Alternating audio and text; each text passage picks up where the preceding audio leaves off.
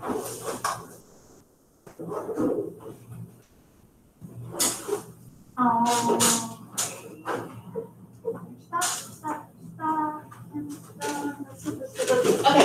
here we go. We're going over bell work.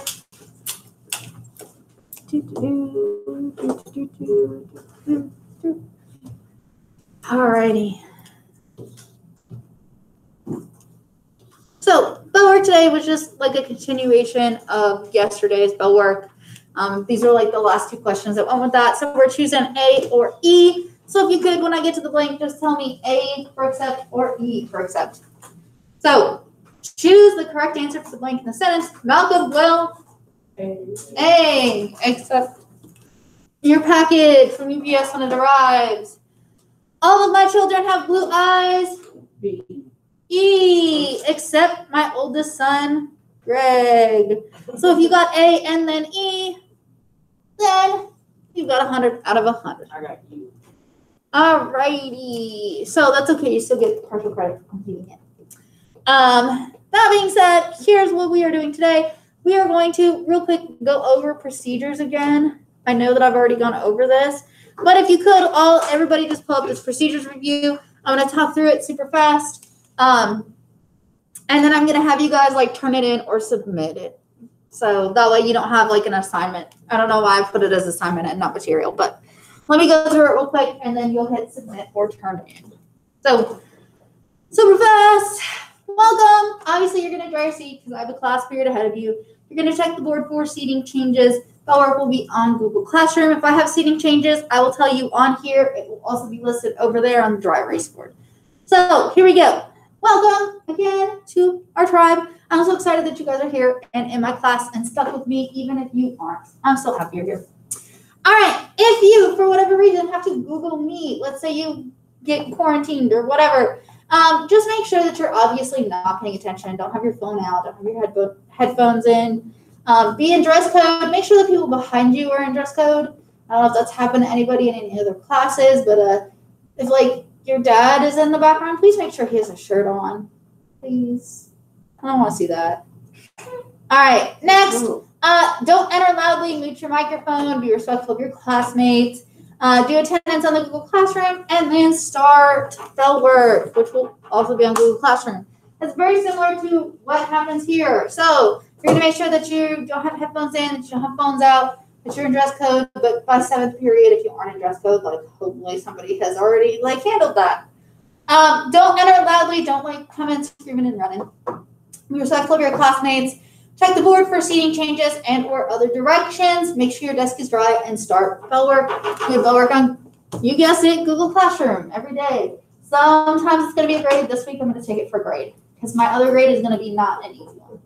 So I wanted to do a super easy 100. So we're doing bell work this week. All right. So take a second. And if you're looking around Google Classroom, here are some things you're going to see. You have topics on the side. There's one for like each past week, but there's also some other stuff that's pretty important and is there for you. So there are all school year resources. So that's stuff that is not my class specific. That's going to have schedules in it. That's going to have a map on it. That's going to have the handbook in it. Like that's all school stuff. Then we have all year English resources. So that's where you're going to find how to download Kami. Diego, pick your head up for me, please. Thank you. That's where you're going to figure out how to erase the paragraphs. There's a picture of it, of how to do it with an explanation for it. There's a whole bunch of stuff that's more specific to my class. Then there's also a class recording section. Eli, put that phone up for me, please. So if you don't know this, I record every single class period every single day. So that being said, I choose one class period per day and I upload it first to YouTube, then to Google Classroom. So if at any point you are absent or like you missed something or you don't understand something, you can go and watch whatever I've recorded for that day and see if it works a little bit better. Because each class period, there are some things that I might leave out or add in. Like there's little tiny differences in how I teach. So that being said, it may click better for you just like watching it rather than sitting in here and hearing me talk at you. So that's there. All right, obviously around my room, I do have my student center with pens, pencils, highlighters, paper, index cards. Like let's say you got a biology test tomorrow morning, you want to make index cards to study. I got index cards for you. I've got erasers, so all that stuff. What else do you see? So if you look over here, I finally got my life together, guys. I've got the date. These are the school-wide reminders. So today, the PSAT was taken. The ROTC cadets did their oath ceremony during their classes. And there's a campus security council meeting after school in the cafeteria. For our third period, we're going to have an earthquake drill. So I assume we're going to get under our seats. Then there is study hall video in your fifth period. There's volleyball in Brandon after school. And there's the student council meeting in the cafeteria after school. Friday, we are on PBIS schedule. You're going to get terminal report cards, and there's football at home. So make sure you buy your tickets. All right, then you look over here. Again, there's the date and the day. But this is also an outline of what we're doing during the day. So please don't ask me, what are we doing today? Because I already wrote it. It's already up there. Just check it. Check it. All right, all the way over here is a whole weekly outline. It's a whole weekly outline. So it's got the date and what we do each day. So, no school Monday. Yesterday we did IXL and test makeup. So if you were absent yesterday, that's what we did. Then we're reviewing procedures today. We're gonna, my people already made up their tests, so we don't need that. But we're gonna start our writing introduction. Then we're gonna finish our writing introduction tomorrow, start our benchmark writing, and then Friday we're actually gonna write our benchmark writing. So that's the plan for this week. Hold up, wait a minute. Let me teach you something cool. This is the thing I taught you guys at the beginning of the school year. If you didn't write it down, please do. It's your name, your teacher's name, your class period, and your date. When we do our benchmark writing, that's how I'm going to expect you to head it. So that will be under one of the categories because it's formatted. All right, regular assignments, basically bell work, classwork. We don't really have homework. But as you guys know, I normally grade for accuracy, not just completion. I especially grade for accuracy on the things that I go over. Because if I'm going to sit there and give you the answers and you aren't going to take the time to write it down, then like you're going to hurt for it. So it's 100% you. I will give you support. I will give you materials. You're the one that actually has to do the work though. Like that's really what it boils down to. I can't sit there and write this for you. I can't sit there and answer this multiple choice for you. It's got to be you. All right, those workbooks, guys. Congratulations. You survived them. So we will not be using them in class anymore.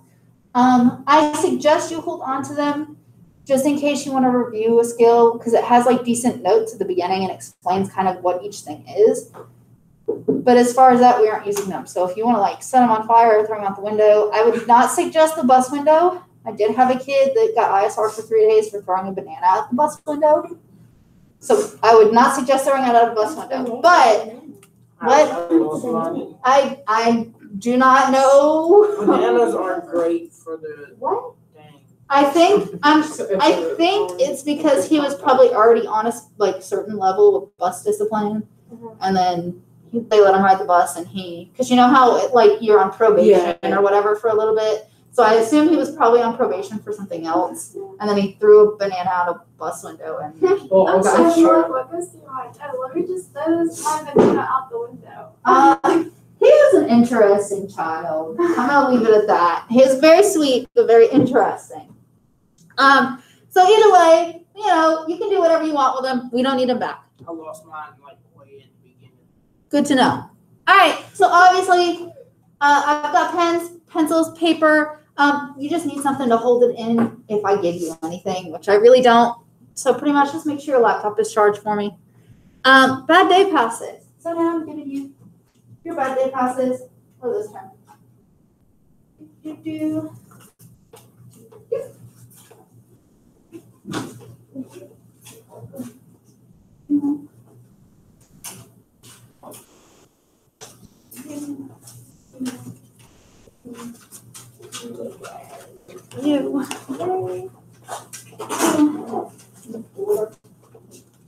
You're welcome, you're welcome, you're welcome. All right, so basically this lets you charge your laptop without getting a detention. Now let's say we're reading, because guess what, guys? We are going to be doing some reading because we're starting Romeo and Juliet this term. You can use it to not have to read or to not have code on for that day. Wait, isn't that like weird, like language? Yes. It is. You can also see what, in order to do that, guys, you'll come in the door, or when I come in the door, because I've got duty, you'll just hand it to me and say, hey, don't call on me today, or don't make me read today. And I'll take it and be like, okay. C, put your head down after you finish your work. So you need to be done with your work. I don't care if it's done really, really poorly, but it's got to be done. That way, if administration walks by and they're like, hey, why does so-and-so have their head down? I can be like, well, they finished their work and they gave me a bad day pass. So I'm letting them put their head down. And they're going to leave you alone, and they're going to leave me alone. However, if you don't have your work done, then we're both going to be in hot water. So don't put me in hot water. Make sure that your work is done. All right. Last, you can have a 5-minute cell phone or music break. So that's another option. Now, I will say that I prefer to not let you guys like just sit there on your phone. I prefer to just let you guys listen to music, and I can choose to veto, revoke, or change any option available. So just know that if you're going to try to use it like all day, it's just going to be music. It's not going to be like you being on your phone. So plus I generally give you guys a few minutes at the end of class to be on your phone anyway. So there we go. All right. Especially because we are starting Shakespeare and Romeo and Juliet. There are going to be things that we do that are not fun, that are difficult, they're frustrating. If you already don't like my class, you are definitely not going to like it anymore. And that's okay. You don't have to like my class. You don't have to like me. There's still going to be stuff that we do that I try to make fun, that I try to make exciting, that I try to make rewarding. That being said, it may be rewarding for Ms. Murray. It may not be rewarding for you. Like, if you guys know what Rickrolling is, anybody? Okay, so those of you that don't know, Rickrolling someone is when you basically, like, surprise somebody with Rick Astley's song, Never Gonna Give You Up, Never Gonna Let You Down, Never Gonna Run Around. Yeah, so it's like sticking that song in as a surprise. So a lot of times I used to do these things where it was like, 5-year-old girl missing, click here for the Amber Alert, and you click on it, and then that song pops up instead. And that's what Rickrolling is. So I'm just letting you know right now that this term I'm going to Rickroll you. So it's clickbait. I'm just letting you know this. Yeah, I mean, I like the song. missing on it, and I did not do it. Okay, Swear to God. Don't worry about it. JBT. all right.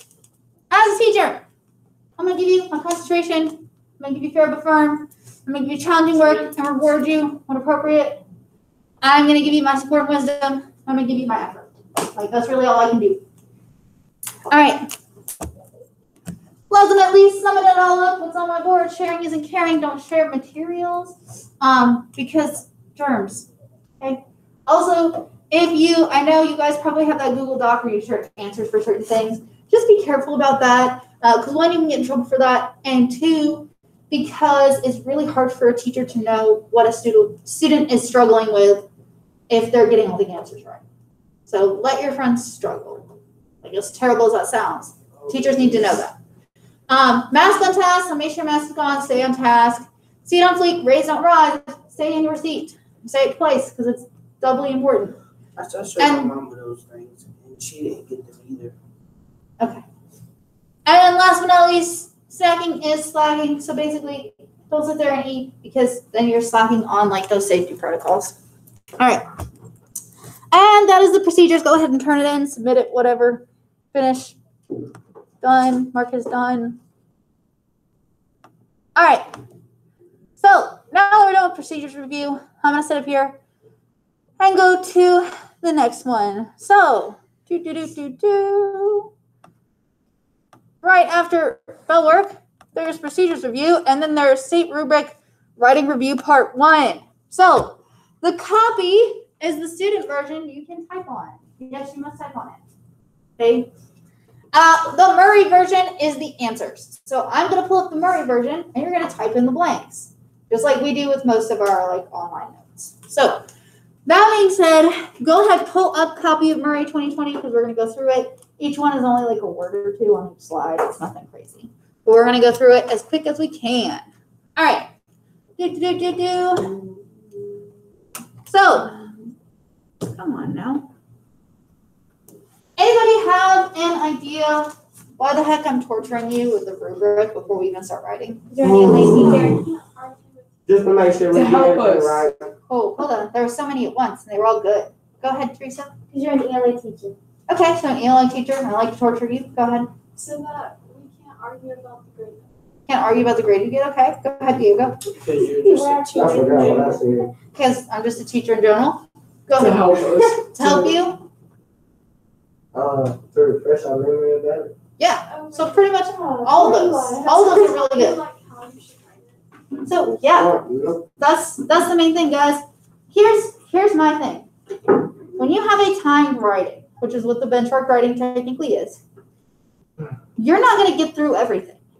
You're not going to get to write a beautiful 5-paragraph essay with transitions and all that. So I'm showing you this so you know what you can skip and what you can't, and still get a good grade. That's my thinking about it. As I want you to be familiar enough to know, hey, I need to have an intro and conclusion, but I don't need to cite, or I don't need to do this. Now, if you want to and have time to write that perfect 5-paragraph essay, whatever you want to do, great, do it. But if not, that's not feasible for most of you guys. I understand that. It's our first writing. So I'm trying to teach you guys what you actually need to put down so that you know and are aware of it, so that when it comes time for me to grade, you guys all get the best score that you can with what you're able to do. Does that make sense? Yes. Okay. So that being said, there are 4 whole categories.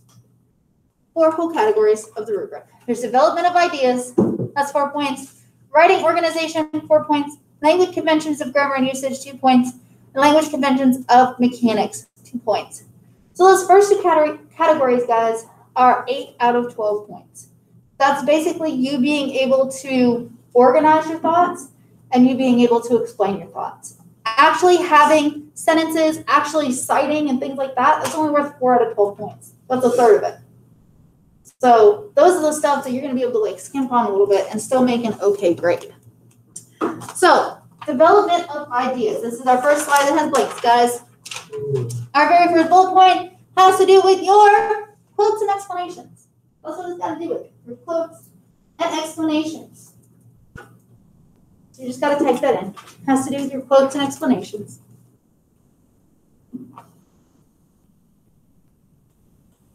All right. Not using just any quote, but the best quote for what you're trying to say. So best is our next blank. Next one. Explaining the quote in several well-developed and elaborate sentences. Several's already underlined for you.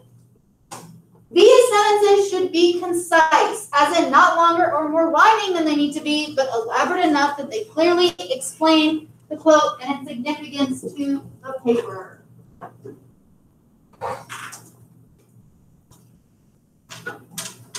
All right.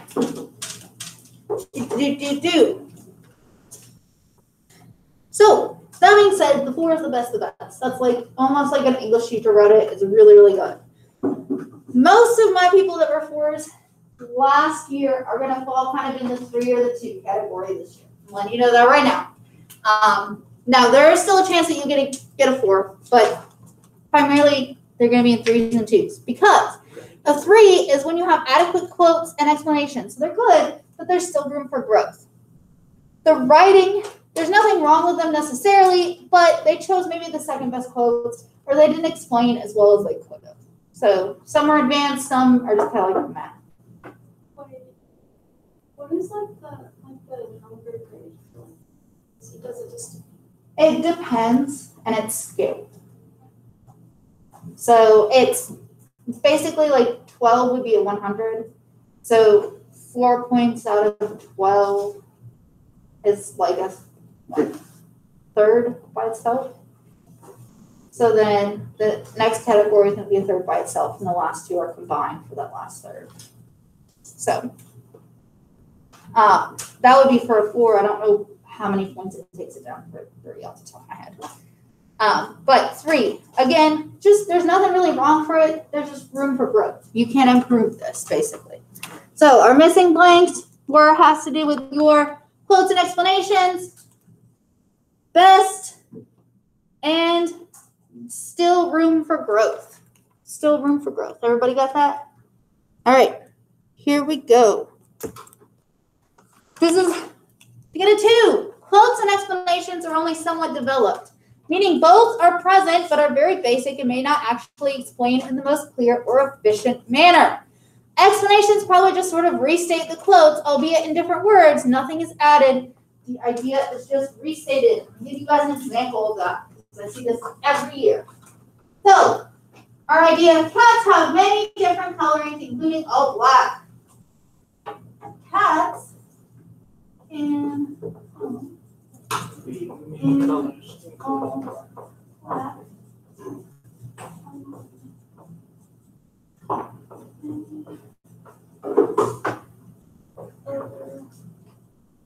Colorings.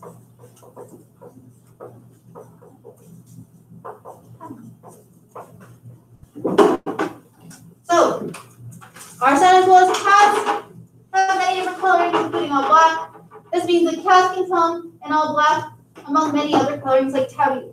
Did that really add any information? Did that explain why that quote was important? No, it just restated that quote. Different colorings like tabby. All black, all black.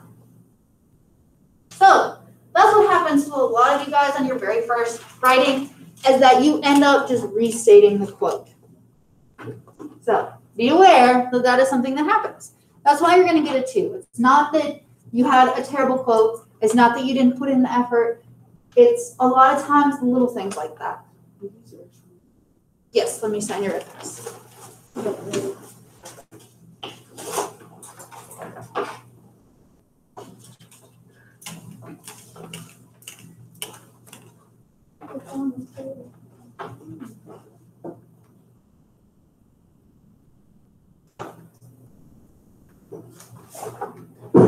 Alright, 1, quotes and explanations are poorly chosen. Might not actually fit with the essay being written or so poorly explained as to be confusing or illogical. And then 0, no quotes, no explanations, or either or both are so unclear as to be essentially meaningless.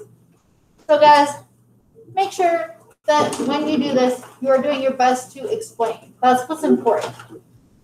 If you can give me a good explanation and a good quote, it doesn't matter if the other stuff is kind of garbage. It doesn't matter if you're missing a topic sentence or things like that. If you have those quotes and explanations, it's going to be like a decent grade for the most part. So, all right. Writing organization has to do with transition flows and how well your introduction and conclusion paragraphs actually contribute to your paper. So, you probably got a 2 if your introduction and conclusion were kind of basic and formulaic, as in sounds in a little below grade level, or hugs the outline too closely. So introduction and conclusion are our first 2 missing blanks. First 2 missing, introduction and conclusion. So when I say hugs the outline too closely, here's something I do, at least for the first 2 writings. I actually provide you guys with an outline to help you write this. So if my outline says topic sentence, quote, introduction with quote, explanation, and transition, how many sentences if you just give me one for each of those? 4. There's only 4, thank you. So what's the middle one for my paragraphs? 5. That's not even enough for a full paragraph. So you're going to get a 2 if you do something like that. Like, yes, you followed the outline, but that doesn't mean it was good. That doesn't mean it flowed well. So to get a 4, your thoughts flow logically into one another. There are no gaps in the train of thought. You talk about things in an order that you planned on purpose because you thought the order would be the clearest organization for your reader. Your teacher gives you an outline, the work is done for you. More often than not, your transitions aren't just single words. However, or phrases like, in conclusion, guys, please don't ever write in conclusion. I don't know why, but it's my pet peeve. It's terrible. In conclusion, the author proves, just say the author proves that. And they got in conclusion. Just cut it. Don't need it. So, they are entire sentences. Your transitions are solely dedicated to helping your reader understand the relationship between what you just said and what you were about to say. And these sentences are frequent. So I'm going to give you an example. Giving you an example. So, our second body paragraph says, cats have many different colorings, including all black. Our third body paragraph says, cats with all black fur get adopted less, which is statistically true if you didn't know that. Really? Yeah, that's really sad. Why? It's Why Is do it evil? People think No, it's cat racism. Because people think they're bad luck. for real? Yes, People actually believe that. Yes. So, here you go. That's going to be our transition sentence. So, if I say you're missing a transition sentence, that means you didn't connect the ideas. Just for that, So, I'm gonna give you a cat. cats with all black coloring are considered There's too much writing. bad luck by some people. No. Wait, but how does that have to do with like the having different colors? It doesn't, but we're talking about all black up here, and we're talking about all black down here. So we've got to kind of connect that. That was like our main focus.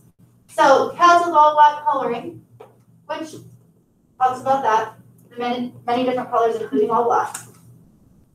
And then considered bad luck by some people, which is the reason they get adopted less. Yes. Nature, so it comes later. Yeah. As soon as you come back, I'll let you go. See, when I So, build my own house, I'm that's what a transition sentence is. It's like a conjunction. It like connects those two things. It's just a sentence. That's all it is. Just connections. All right.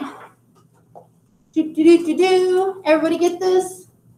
So our missing blanks were introduction, conclusion, and order, and entire sentences. All right, here we go. 3. Same as development of ideas. It's getting there, but some places could use some more work. There are occasional rough patches where the ideas don't flow without sounding awkward or unclear. Maybe the body transitions were good, but the intro conclusion weren't as cleanly organized, or vice versa. 2, again, this is the somewhat category. You get here for basic introductions and or conclusions that don't really add much to your essay. They're just kind of there. Or they were written in a very formulaic way, like you said what the outline told you to say in the most basic way possible, and that was it. Or maybe you attempted to say more, but it wasn't effective. So, here we go. 3, our missing one was work. And 2, add and effective. Those were our 3 blanks. Work, add, and effective.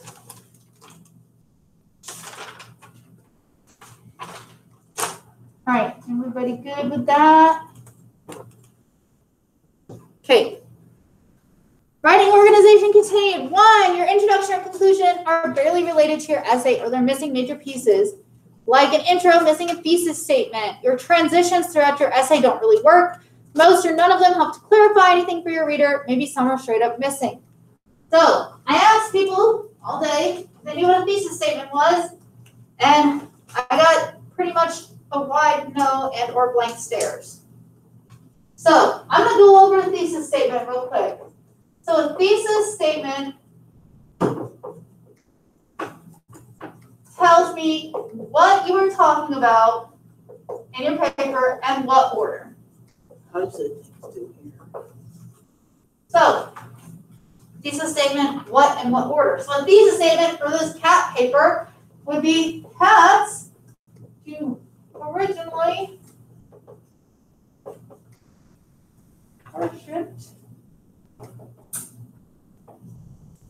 in Egypt.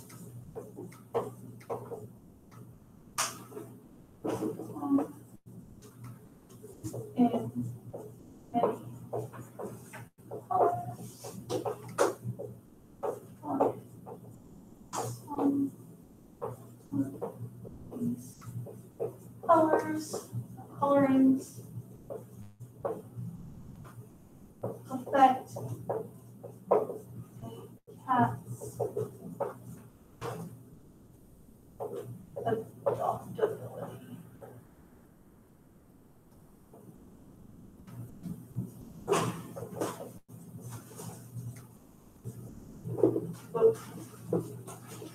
So cats originally worshipped in Egypt come in many colors, but some of these colorings affect cats' adoptability. So, let's see. What is my first body paragraph going to be about? It's not up here. Oh wait, that they were worshipped. Yeah. So what it was like for them historically. The fact that they come in many colors is my paragraph 2. And then the fact that the colors affect adoption rates is paragraph 3. So that's what the thesis statement is, guys. It's very specific. It tells me what you're going to talk about in what order. That's it. One more time, thesis statement. Tell me what you're talking about and what order. I'll go back to the ones you missed, Brayden, in a little Is bit. it working on Google Classroom too? It is on Google Classroom. You can go back if you want. Yes, let me send it.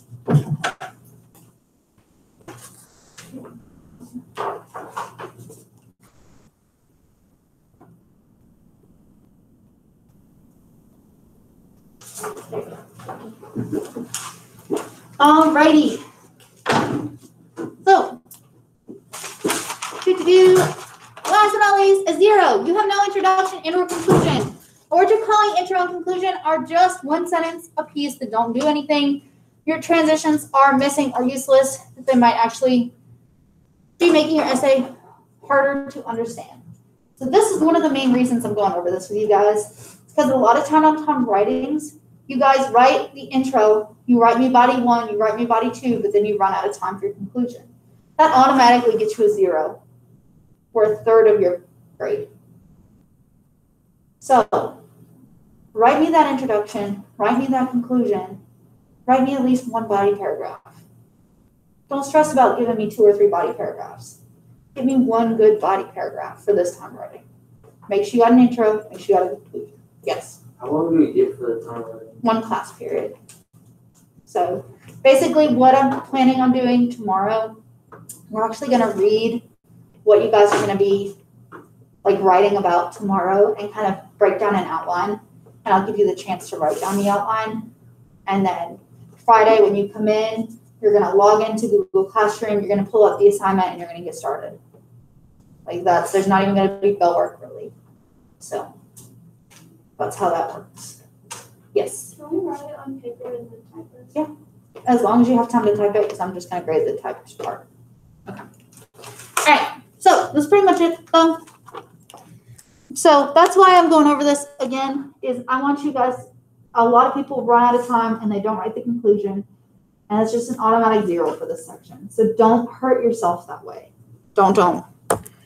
Write the intro, write a body, write a conclusion. If you have time, go back and write another body. You can add that to the introduction. You can add to the conclusion. All right. So our very first short category, language conventions of grammar and usage or just usage, has to do with academic tone, writing like it's a formal paper for a high school class, as opposed to sounding like you wrote it for any other purpose. Word choice and sentence structure fluency, how your sentences are set up and how grammatically sound they are. So boiled down version, this is what you're typing. How smart do your sentences sound? How smart do your sentences sound? That's what we care about.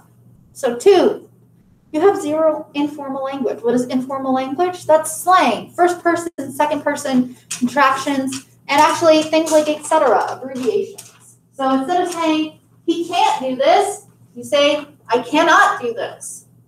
Nowhere in your essay does it sound like you are speaking to a friend or doing a commercial, public service announcement, etc. You sound more like a scientist, cold, logical. You're letting the information be interesting on its own without overly jazzing it up. So here are some examples of this. Instead of saying, I believe this, or I think this, you can say, one could believe this, or one could think this, or the author proves this. Or if you are going to say, girl, you know what I'm talking about. As a reader, you discover, and then whatever you're talking about. So there are ways to say it. You just gotta say it boring in old people language. Yes. Okay, but like in some things, like can't you use like He, not like she. formal, like if it's like part of like If it's part of a quote, yes. Yeah. But if it's not part of a quote, then no. like for like on the state test if you're writing for like if you're like finishing the story, can't you like not Yes, because that's a narrative, so that's a little bit different. This is for like a formal essay or benchmark writing kind of thing. When we get to the narrative, we'll talk about that because there is one that lets you like finish the story. So then it's going to tell you add like conversations and things like that, dialogue. So then you're going to want to put in slang and things like that. But if it's not a narrative, nope. If it's formal, you're writing it like this. All right. So to continue, all the words you use are not only the right word you meant to use, but they were the best, most effective words you could have chosen. Please make sure you know what your words mean. If you think it means something, but you're not 100%, Google it, guys. That's what Google's for. And your words are at a vocabulary level that suggests you've had 10 or so years of continuous English instruction and paid attention. It doesn't even have to be the whole time, at least most of the time. Your sentences are all different lengths and structures, and they're all really effective. None of them only kind of work. They all really work and are grammatically correct, of course. 1, you tried for 2, but it wasn't always successful. Some stuff sounds great. Other stuff doesn't hit the mark. Could be tone, words, sentences, a combination of these or all of them. So here we go for this one. It was different lengths and structure. So length and structure, and then tone. Length, structure, tone. All right, everybody good? Length, structure, and tone? Okay.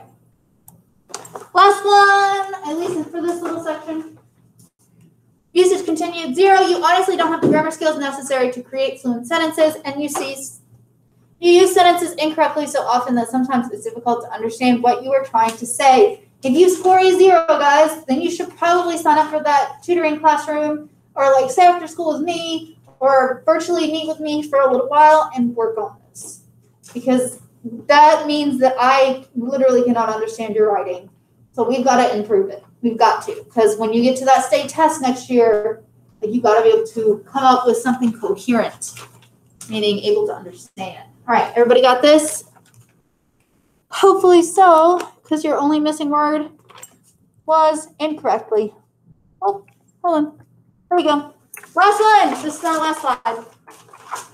Basic grammar stuff. This is what language conventions and mechanics or just mechanics is. Punctuation, spelling, capitalization, plus this category includes your MLA citations. So forgot how to cite, didn't cite at all. I'll sing for you guys tomorrow or Friday. There